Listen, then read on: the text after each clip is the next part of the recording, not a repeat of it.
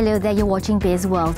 The permanent reorientation of the global supply chain due to the United States-China trade war can be a golden opportunity to attract new investment.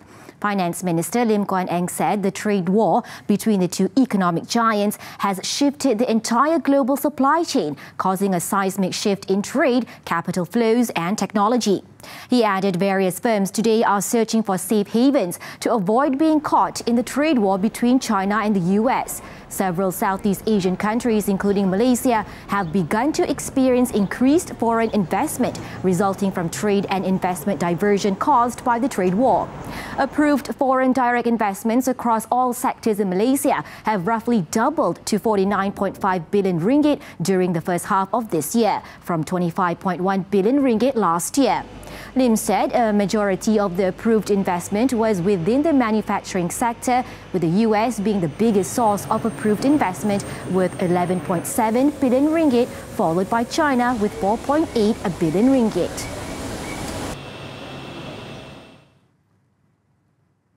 Post Malaysia Berhad will have to revise its postage rates in tandem with the price increase by the Universal Postal Union (UPU) starting January 2020 to align its operation cost. In a note to Bernama, it said, despite the challenges, Post Malaysia will continue to serve the nation in providing postal services for all, leveraging on its vast delivery network coverage across the country. The UPU is a United Nations agency that coordinates postal policies among member nations in addition to the worldwide postal system. Recently, the United States has threatened to pull out from the UPU as it complained that the system allowed China to pay heavily subsidized rates, as the system was designed to help developing nations. The country claimed that it was cheaper for companies in China to send outbound items to the US compared to items sent domestically within the US.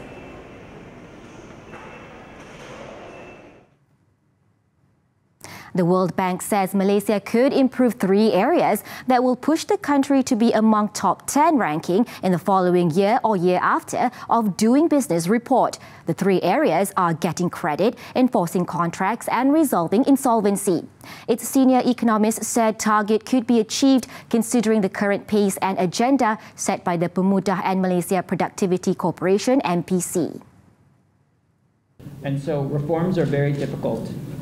And they often take time to implement, and so I think we're very encouraged with the pace of reforms that the government has undertaken, and so it remains to be seen. I mean, I hope that they continue their pace and their agenda of reforms, and then hopefully they'll be implemented, and then the Doing Business recognizes implemented reforms. He was speaking after the launch of World Bank Doing Business 2020 report. The report has ranked Malaysia in 12th position with a score of 81.5 amongst 190 economies worldwide from the 15th spot the previous year. He, however, warned the government not to be complacent with the improvement of the ranking, as the country's performance not only depends on Malaysia but also on what is happening to other countries. Maxis Berhad recorded a net profit of 358 million ringgit for the third quarter ended September 30th, 2019, compared with 513 million ringgit posted in the same period last year. Revenue rose to 2.28 billion ringgit from 2.26 billion ringgit previously. In a filing with Bursa Malaysia, it said service revenue for Q3 this year went down by 4.3% at 1.94 billion ringgit, largely, among others, due to the termination of a network sharing agreement and decline in prepaid revenue-generating subscribers.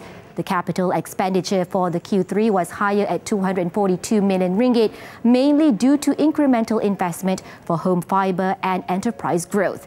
Meanwhile, in a separate statement, during the quarter under review, Maxis saw strong adoption of fibre, increased prepaid revenue and maintained its postpaid leadership with strong uptake for its Hotlink Postpaid Flex and Maxis One Prime Converge plan. That's all from Bizworld. I'm Nadia Azmi. Thank you for investing your time with us.